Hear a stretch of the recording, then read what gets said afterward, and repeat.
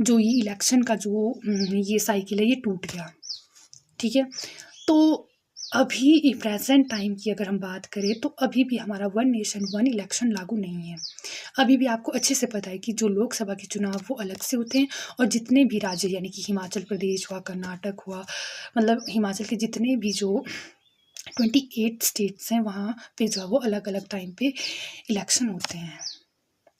हमारे जो पूर्व राष्ट्रपति रामनाथ कोविंद जी हैं, उन्होंने जो रिकमेंडेशन दिया था कि उन्होंने वन नेशन वन इलेक्शन का उन्होंने सुझाव दिया था, मतलब समिति उनकी बनी थी एक, तो जिसमें ये कहा गया कि देश यानी कि हमारे देश में लोकसभा और जितने भी जो राज्य हैं, उनके चुनाव जो है वो एक ही समय में करवाए जाएँ, ठीक है?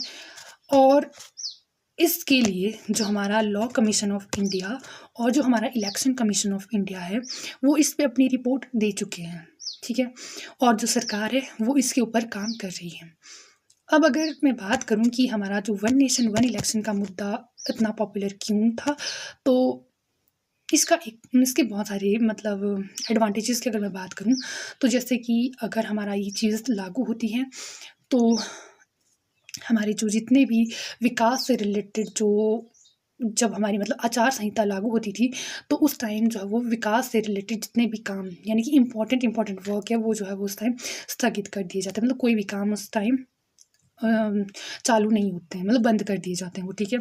अगर सभी देश और सॉरी अगर हमारी लोकसभा और जितने भी राज्य हैं, उनके अगर चुनाव हमारे एक ही समय पे होते हैं, तो इससे ये चीज़ मतलब डेवलपमेंट से रिलेटेड जो चीज़ें हैं, वो उतनी प्रभावित नहीं होंगी। मतलब वो सिर्फ़ एक ही बार प्रभावित होंगी। तो वन नेशन वन इलेक्शन में जो हमारा जो चुनावों में जितना भी खर्च आता है, वो भी काफ़ी कम होगा, ठीक है?